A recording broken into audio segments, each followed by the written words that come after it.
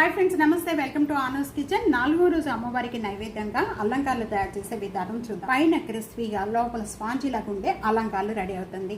4వ రోజు అమ్మవారికి నైవేద్యంగా పెట్టేది అలంకారాలు అండి. నేను 1 గ్లాసు మినపప్పు అనేది ఒక బౌల్లోకి యాడ్ చేసేస్తున్నానండి.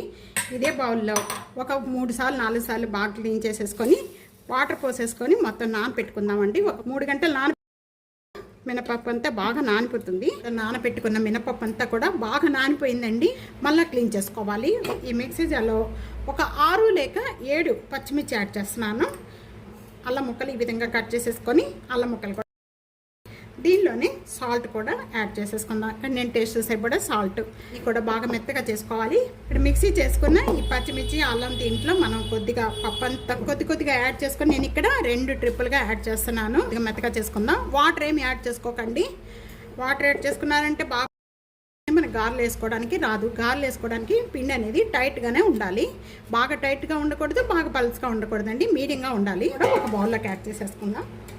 మిగతాది కూడా ఇదే విధంగా వాటర్ ఏమి యాడ్ చేసుకోకుండా ఈ విధంగా మొత్తం కూడా వేసేసుకోండి. ఇక బరగ్గా రూపాను. గార్లకి కొద్దిగా మెత్తగా లేకుండా బరగ్గా ఉంటేనే బాగుంటుంది. ఇంకా పిండి తీసుకొని మనం కొద్దిగా ఈ విధంగా చేసుకునేటట్టుగా ఉండాలండి. బాగా పల్స్గా ఉంటే గార్లు అనేది రాదు.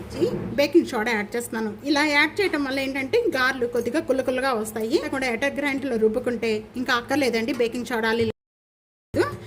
ఇది మిక్సీలో వేసుకున్నాం కాబట్టి పిండి అనేది 1 పించ్ నేను యాడ్ చేస్తున్నాను.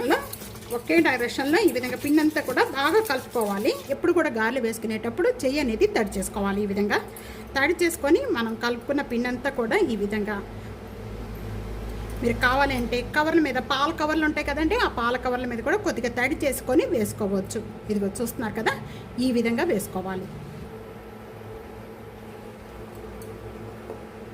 ఇక్కడ నేను మీడియం సైజులోనే పిండి అంతా కూడా మనం తీసుకున్న పిండి ఈ విధంగా వెంటనే కూడా కదపకండి. బాగా వేగిన తర్వాత 1 సైడ్ 2వ సైడ్ కూడా మంచి కలర్ వచ్చేంత వరకు కూడా వేయించుకోవాలి. ఇప్పుడు టర్న్ తిప్పుకుందామండి.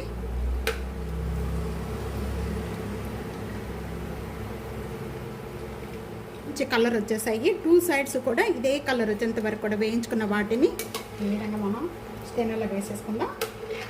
మనం వేయించుకునేటప్పుడు గార్లు ఎప్పుడు కూడా మీడియం ఫ్లేమ్లోనే పెట్టి వేయించుకోవాలి. హై ఫ్లేమ్లో వేయించుకోకూడదు, అలా లో ఫ్లేమ్లో వేయించుకోకండి. ఇలా వేగిన వాటిని అన్నిటిని కూడా ఒక బౌల్లోకి యాడ్ చేసేసుకుందాం. 4వ రోజు అమ్మవారికి నైవేద్యం అల్లంగాలు రెడీ అయిపోయిందండి.